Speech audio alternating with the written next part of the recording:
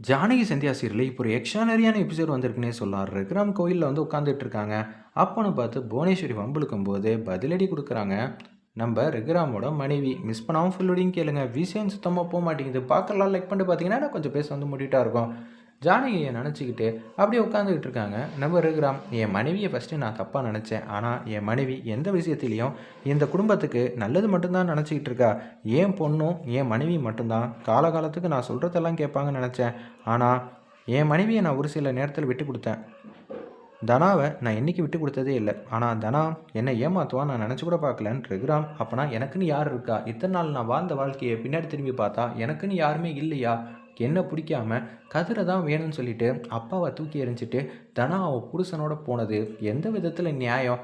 அப்போனா என் மனசை இங்கேருந்து மாற்றணும்னு போராடி இருக்கணும்ல. அதை ஏன் தனா செய்ய தவறிட்டா? இந்த அப்பாவை வேணான்னு தூக்கி எறிஞ்சிட்டதுனால எனக்குன்னு யார் இருக்காங்கன்னு தெரியலன்னு சொல்லி புலம்பிக்கிட்டு இருக்காங்க அந்த இடத்துல. இது எல்லாத்தையும் தூரத்துலேருந்து பார்க்குறாங்க. என்னம்மா ரகுராம் அங்கே உட்காந்துட்டு இருக்காங்க பார்த்தியா அப்படின்னு சொல்லி பசுபதி வந்து அங்கே உட்காந்துட்டு இருக்கிறப்ப, என்ன ஆச்சுண்ணே? ரகுராம் இப்படியெல்லாம் உட்கார மாட்டான். உனக்கு விஷயமே தெரியாதா? பொண்ணுக்காக நீ என்ன செஞ்சு கிழிச்சேன்னு ரகுராமை ஃபங்க்ஷன் முன்னாடி வச்சு கேட்டோம்ல. ஆமாண்ணே, இவன் ரகுராமாச்சே, இவங்கிட்ட இல்லாத சொத்தா? வீட்டு வாசலில் அந்த வீடே வந்து நிரம்புற அளவுக்கு சீரை வந்து அடுக்கி வச்சான். ஆனால் கடைசியில் என்ன ஆச்சு? அவள் பொண்ணு எனக்கு இதெல்லாம் தேவையே இல்லை, என் புருஷன்தான் முக்கியங்கிற மாதிரி சொல்லிட்டா. அப்படியாண்ணே, இந்த டைலாக் போதுண்ணே, இதை வச்சு ரகுராம் மனசை எப்படியெல்லாம் மாற்றுறேன் அப்படின்னு சொல்லும்போது, என்ன ரகுராம் தன்னந்தனியாக உட்காந்துருக்கியா? இனிமேட்டு அப்படி தான், நீ தன்னந்தனியாக உட்கார வேண்டியதான், உன்னால் எதுவும் செய்ய முடியாது அப்படின்னு சொல்லிட்டு இருக்கிறப்ப ஜானகியும் நம்ம மாயாவும் கோயிலில் வந்து வராங்க. ரகுராம் இங்கே தான் சுகமாக உட்காந்துருக்காங்கன்னு.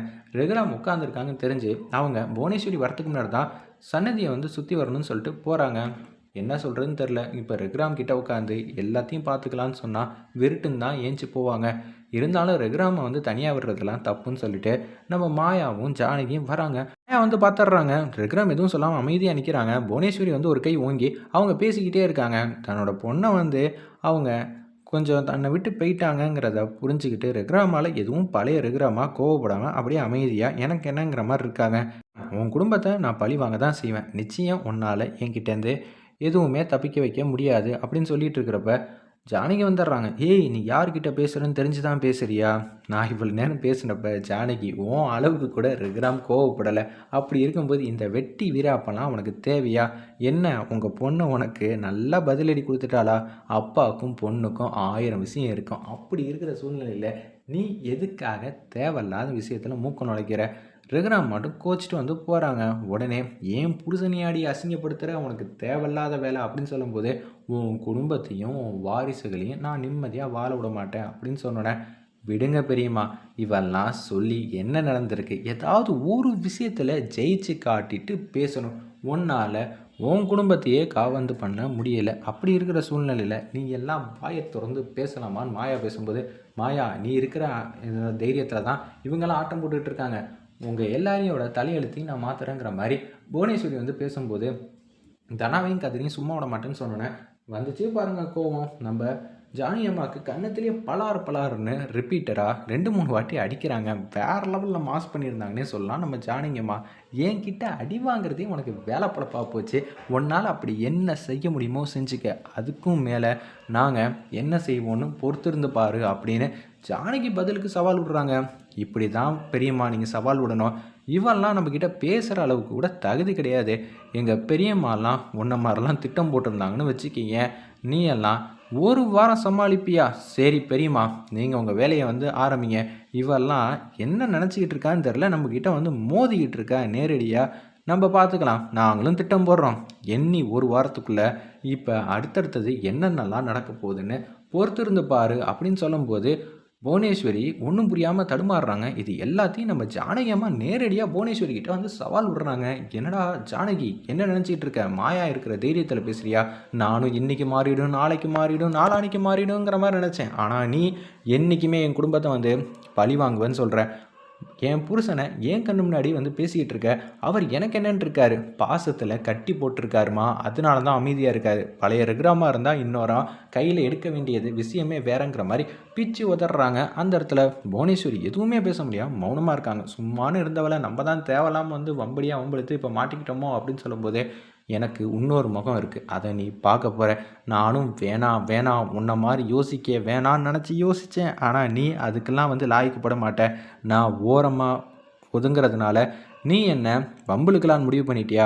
ஓரமாக ஒதுங்குறவன் எல்லாரும் திரும்பி பார்த்தா என்ன ஆகும் தெரியுமா? அது கூடிய சீக்கிரம் நான் உனக்கு புரிய வைக்கிறேன்னு ஜானகி அம்மா செம்ம பர்ஃபார்மன்ஸில் பிச்சு உதறாங்கன்னே சொல்லலாம் அந்த சீனில். வாங்க பெரியம்மா, இவகிட்டெல்லாம் வந்து ரொம்ப நேரம் பேசிக்கிட்டு நம்ம கௌரவம் என்ன ஆகுறது அப்படின்னு சொல்லிட்டு அப்படியே போகிறாங்க. நீங்கள் போங்க பெரியம்மா, நானும் 2-3 டைலாக் வந்து பேசிட்டு வந்துடுறேன்னு சொல்லிட்டு. இது உனக்கு தேவையா? என்ன ஆச்சு புவனேஸ்வரி? என்னென்னமோ வந்து பகல் கனவு வந்து கண்டுக்கிட்டு இருந்தியா? ரெகுராம் வந்து பொண்ணுங்க வேணான்னு சொன்னோன்னே அவர் சோகமாக உட்காந்துருப்பார். நீங்கள் வம்புழுப்பீங்களா? கடைசியில் வந்து ரெகுராமை வந்து அசிங்கப்படுத்திடுவீங்களான்னு. இப்போ என்ன நடக்க போகுது? இப்போ நீ ஜானகியை தூண்டி விட்டதுனால அவங்க ரெகுராமாக மாறிட்டாங்க. எங்கள் பெரியம்மாவை பற்றி உனக்கு எதுவும் தெரியாது. கூடிய சீக்கிரம் எல்லாம் தெரிஞ்சுப்ப. நானும் இந்த சீனுக்காக தான் ஆரம்பத்துலேருந்து யோசித்தேன். என்னடா புவனேஸ்வரி எப்போ பார்த்தாலும் ஒரு கை ஓங்கியே இருக்காங்களே, ஜானகி பெரியம்மா ஏன் இது மாதிரிலாம் வந்து அமைதியாகவே இருக்காங்கன்னு நானும் யோசிச்சுக்கிட்டே இருந்தேன். 1 2 3 வாட்டி வந்து அடித்தாங்க, இது எல்லாம் ஓகே தான். ஆனால் இப்படியெல்லாம் பதிலடி கொடுப்பாங்கன்னு நினச்சி கூட பார்க்கல. புவனேஸ்வரி இன்னும் 1 வாரம் தான் பார்த்துக்க புவனேஸ்வரி அப்படின்னு சொல்லிட்டு மாயா மாட்டுக்கு மாதம் வந்து போகிறாங்க. இதை கேட்டோன்னே என்னம்மா இப்படியெல்லாம் நடந்துருச்சுன்னு மகாலிங்கம் வந்து கேட்குறப்ப, சும்மானு இருங்க நான் வீட்டுக்கு போகிறேன். இதெல்லாம் தேவையாம்மா? ரெகுராமே வந்து அவர் மாட்டு உட்காந்துட்டு இருக்காரு. ஜானகியும் மாயாவும் பிரசாதம் வாங்கிட்டு அப்படியே வீட்டுக்கு போயிருப்பாங்க. அவங்க தேவையில்லாமல் வம்பிழுத்து இதெல்லாம் நமக்கு அவசியமா? நம்ம சண்டைக்கு போவோம், ஆனால் இதுக்கு பின்னாடி நம்ம தான் இருக்கோன்னு தெரியாமல் இது வரைக்கும் சண்டைக்கு போனோம். இப்போ நேரடியாக வந்து நிற்கிறீங்க. ஜானகி வந்து பதிலளிக்க வந்து அவங்க நான் உன்ன மாதிரி யோசிக்கட்டுமா, நீ எல்லாம் வந்து என்ன செய்வ அப்படின்னு சொல்லி பேசுகிற அளவுக்காம்மா நீங்கள் யோசிப்பீங்க. என்னத்த சொல்கிறதுன்னு தெரில. பார்த்துக்கங்கம்மா, ஏதோ 1 வாரம் சொல்லிக்கிட்டு இருக்காங்க, என்ன செய்ய போகிறாங்கன்னு தெரிலங்கிற மாதிரி மகாலிங்கம் சொல்லிவிட்டு அவங்க மாட்டுக்கும் போகிறாங்க. வெயிட் பண்ணி பார்ப்போம்.